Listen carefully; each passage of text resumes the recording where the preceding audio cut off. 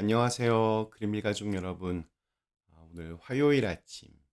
네, 오늘도 이렇게 매일 한 말씀으로 또 오늘 하루를 시작하는 모든 분들에게 오늘 우리가 마주하는 사람들 또 내가 하는 일들이 새삼스럽게 감사하고 또 경이로울 수 있는 그러한 축복이 있기를 간절히 기원합니다.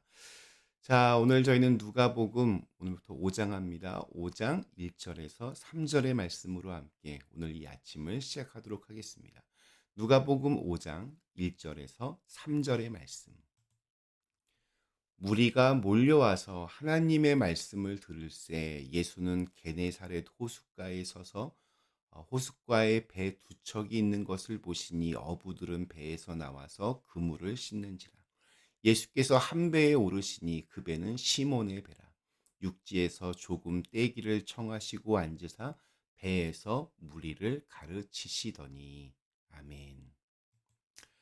네, 우리 오늘부터는 5장의 말씀으로 함께 하겠습니다. 5장에서 가장 중요한 것은 예수님께서 드디어 제자들을 부르시는 장면이 나옵니다. 물론 그 사건만 있는 것은 아니고 계속해서 병자를 고쳐주시는 사역들이 등장합니다. 뿐만 아니라 우리가 가지고 있는 고정관념의 문제, 우리의 생각들을 이렇게 교정해 주시는 그런 가르침들도 나옵니다. 자, 오늘 읽은 말씀에서 예수님은 게네사렛 호숫가에 서 계신다라고 그렇게 시작하고 있습니다. 게네사렛 호수는 어디일까요? 성경에서 게네사렛 호수, 디베랴 바다는 모두 갈릴리 호수를 말합니다. 그리고 히브리어에서는 호수와 바다를 구별하는 단어가 없습니다. 물이 많은 곳을 다 바다라고 그렇게 불렀습니다. 그래서 갈릴리 바다라고 성경에서는 종종 그렇게 표현하기도 합니다. 게네사렛은 또한 동네의 이름이기도 합니다. 게네사렛 사람들은 갈릴리 호수를 게네사렛 호수라고 그렇게 불렀습니다. 자기들 동네에 있는 그러한 호수이기 때문입니다. 예를 들어서 우리 한국의 동쪽 바다 이름은 동해입니다. 그런데 강릉에 가서 그 바다를 바라보면 우리는 강릉 앞바다 이렇게 부를 수 있습니다. 또 그 바다가 속초에 가서는 속초 앞바다, 울산에 가면 울산 앞바다가 될 것입니다. 이렇듯 갈릴리 호수는 이름이 하나입니다. 다만 있는 지역에 따라서 자기들의 방식으로 부르는 명칭이 있었습니다. 우리들은 저마다 세상을 바라보는 관점이 있습니다. 내가 보는 관점이 있고 또 다른 사람이 보는 관점이 있습니다. 마태, 마가, 누가, 요한복음서에 나오는 예수님에 관한 관점은 같은 것도 있고 또 좀 약간 다른 것도 있습니다. 누가복음에는 있는데 다른 복음서에서는 나오지 않는 것들이 있고 또 다른 복음서에는 있는데 누가복음에는 생략된 것들이 있습니다. 예를 들어서 제자들을 예수님이 이렇게 부르시는 장면도 큰 틀에서는 비슷하지만 조금 디테일하게 들어가면 좀 다 이게 다릅니다. 제자들의 이름도 조금씩 다른 경우도 있고 시간, 장소의 배열도 좀 다릅니다. 저는 개인적으로 복음서가 네 개 존재하는 것이 큰 축복이라고 생각합니다. 예수님에 대해서 중요한 것은 이렇게 통일된 관점을 유지하고 있지만 조금씩 다른 이 예수님에 대한 이야기가 오히려 예수님의 삶과 죽음과 부활을 더 풍성하게 만들어 준다라고 믿기 때문입니다. 무언가에 대해서 이렇게 고정관념을 가지는 것은 때론 위험합니다. 자녀들에 대해서도 그렇습니다. 내 아이는 내가 잘 알지. 내 아이는 이래. 이렇게 단정 지어 놓고 얘기를 하면 큰 실수를 저지를 확률이 아주 높아집니다. 내가 모르는 부분이 반드시 있기 때문입니다. 말씀을 읽고 묵상하는 것도 그렇습니다.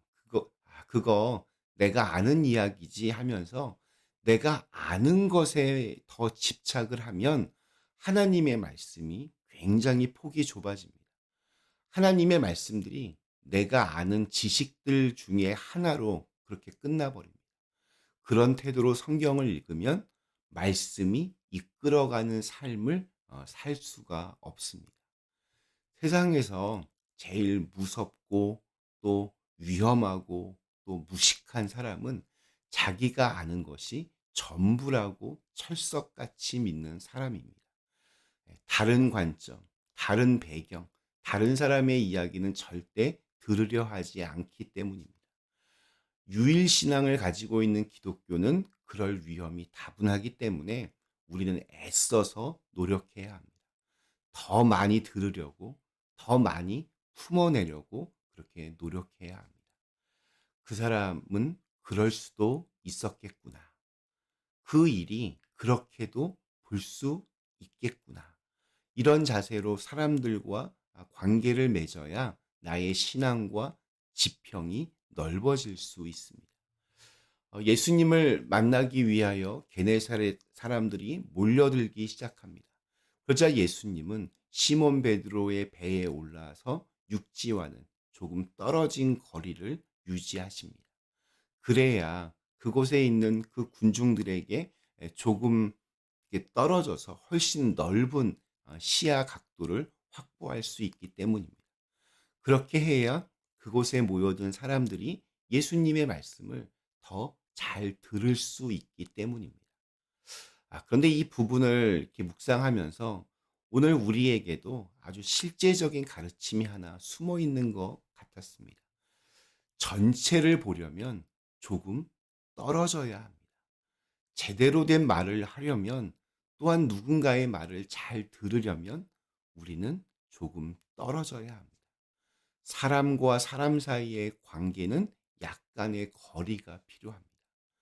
나만 생각하고 내 입장만 고집하다 보면 다른 사람이 안 보입니다. 내 것만 중요하면 남의 것은 안중에도 없을 때가 있습니다. 그러다 보면 상식에 어긋난 행동을 하기 십상입니다. 누군가를 돕는 일도 마찬가지입니다. 어떤 그런 안타까운 마음에 내가 할 수 있는 수준을 넘어서서 도와주면 나중에는 그것이 안 좋은 결과를 낳을 때가 많습니다. 그 관계도 또한 삐그덕 거립니다. 적당히 떨어지는 지혜가 필요합니다.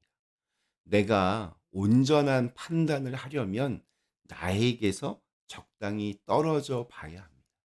내가 소중히 여기는 것일수록 적당히 떨어져서 볼 줄 알아야 합니다. 내 자식, 내 가족, 내 삶, 너무나도 소중합니다. 그래서 더더욱 적당히 떨어져서 바라볼 수 있어야 합니다. 내가 가까이 있어서 오히려 더 모르고 또 너무 익숙해서 판단이 흐려질 때가 많기 때문입니다. 내 입장이 너무 중요해서 내가 어디에 있는지, 지금 어떤 도움을 받고 있는지, 또 어떤 사람으로 어떤 사랑을 받으며 살고 있는지 알지 못할 때가 참 많이 있습니다. 하나님과 나와의 관계도 그렇고 또 나와 이웃과의 관계도 그렇습니다. 조금 떨어지면 보일 때가 있습니다. 조금 떨어지면 나뿐만이 아니라 주변에 조화가 보입니다. 어떤 말을 하기 전에, 어떤 결정을 하기 전에, 어떤 판단을 하기 전에 적당히 떨어져서 나와 내 주변을 바라봐야 합니다. 그때 내 마음이 열리고 눈과 귀가 뚫리며 생각이 깨어나는 경험을 할 수 있습니다. 오늘 우리에게 주신 하루, 우리의 신앙이 우리를 더 큰 사람으로 또한 지혜로운 사람으로 그렇게 이끄는 귀한 날이 되시기를 간절히 기원합니다. 잠시 함께 기도하겠습니다. 전능하신 하나님, 저희로 하여금 좀 더 애써서 노력하여서 더 잘 들으려고 하고 또 더 많이 품어내려고 하고 또 나와 하나님과의 관계, 또 나와 이웃과의 관계, 나와의 관계들을 잘, 그 거리들을 잘 정할 수 있는 그러한 지혜를 더하여 주시옵소서. 예수님의 이름으로 간절히 기도드리옵나이다. 아멘.